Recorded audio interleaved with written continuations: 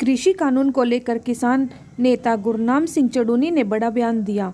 उन्होंने कहा कि यदि सरकार एमएसपी पर कानून बनाती है तो फिर संशोधन पर विचार किया जा सकता है।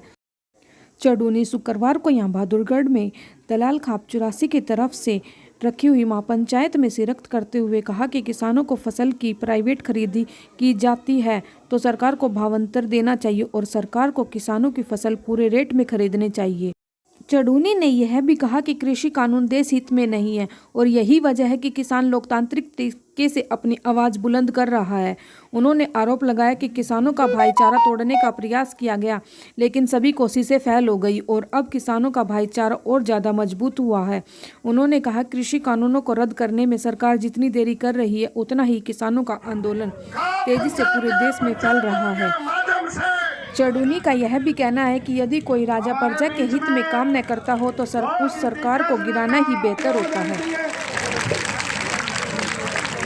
जोगिंदर सिंह उग्रावा जी हमारे बीच पहुंचे हैं, उनके लिए बहुत बहुत स्वागत। चडूनी जी इसमें लंबे समय से किसानों की लड़ाई लड़ने वाले और भारतीय किसान यूनियन के अध्यक्ष और किसान मोर्चा के सदस्य बहुत आदरणीय गुरनाम सिंह चडूनी जी के लिए एक बार हरी का आग्रह होगा और खाप होंगी।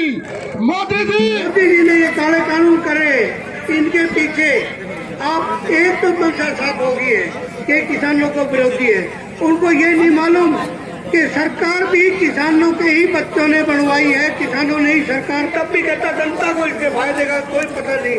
और जब किसानों के काले कानून लाके करे तो कहता है कि किसानों को इसके फायदे का पता नहीं। अरे मैं ये पूछना चाहता हूँ कि कौन सी ग्रह का प्राणी है तो इसके अलावा और किसी को पता ही नहीं हो सकता फायदे। एक पता है फायदे नुकसान का, बाकी जनता को नहीं पता क्या। अब ये भाई पीछे से कह रहे टाइम कम है तो क्या करें। हम तो एक चीज और जानते हैं, आपको 26 जनवरी को जो कांड हुआ लाल परंतु किसकी पे सरकार के टैप है, परंतु एक चीज बताइए तो आदमी लाल किलो गिरवी रख सकता है तो कुछ भी कर सकता है। जय जवान जय किसान। सोलंकी साहब का महापंचायत है, कुछ चंद लोगों को छोड़ के महापंचायत की है। पूरे हिंदुस्तान की 100% जितनी भी आबादी है सबको घाटा है इस कानून से। तो इनके धन्यवाद दीजिए। और किसान को घाटा नहीं है, लोकतांत्रिक तरीके से अपनी आवाज को बुलंद, हर समाज को घाटा है, हर बिरादरी को घाटा है। आपके सामने है ये। और नंबर 2 में हमारी बल्कि सबसे पहले ये तो मैं दलाल खाप को और जितने भी भाई इसमें सहयोग कर रहे हैं सबको करोड़ों बार नमन किया। लेकिन हम ये कह रहे हैं उसके लिए मैं इनका अभिनंदन करता हूँ और धन्यवाद भी करता हूँ और एक प्रार्थना करता हूँ सभी से सरकार खरीदेगी तो पूरे रेट कि भाई आप हर व्यक्ति को समझाओ। वो ऐसा करते हैं तो उसके बाद अगर ये कानून लागू होगा हो सकता है बन जाए वो हम तो किसान तो मरेगा ही मरेगा। मैं कहता हूँ हर आदमी मरेगा, अपने आप देश के हर नागरिक को नुकसान है।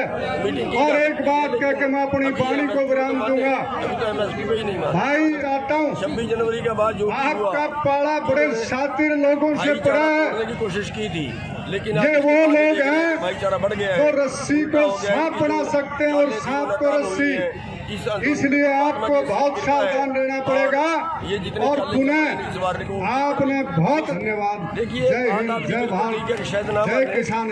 लेकिन एक तो है, अभी मैं अनुरोध करूंगा जितना संजय दलाल जी से जितना ये दिखा रहे हैं उतना सारे देश में और भाई एक ध्यान और रखना है पहले से ज्यादा कि 16 तारीख को सापला में सर छोटू राम के जन्म दिवस पर बहुत बड़ी सभा हो रही है, वहाँ भी हिस्सा लेना।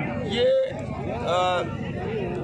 किसी भी लोकतंत्र की सबसे बड़ी चीज है कि जनता बहुत ही क्या मांग रही, जनता किस आदर व सम्मान के जो जनता अध्यक्षता कर रहे जो राजा दलाल खाप 84 के प्रधान हित में काम ना करे या एसडीओ भूप सिंह दलाल जी आपको समझे। देखिए जनता के लिए होती है और मंच पर विराजमान सरकार के लिए नहीं होती। और अगर सभी खापों के सभी तत्वों के अध्यक्षगण जनता तुम्हारे लिए है और ये ठाठे मारते हुए किसान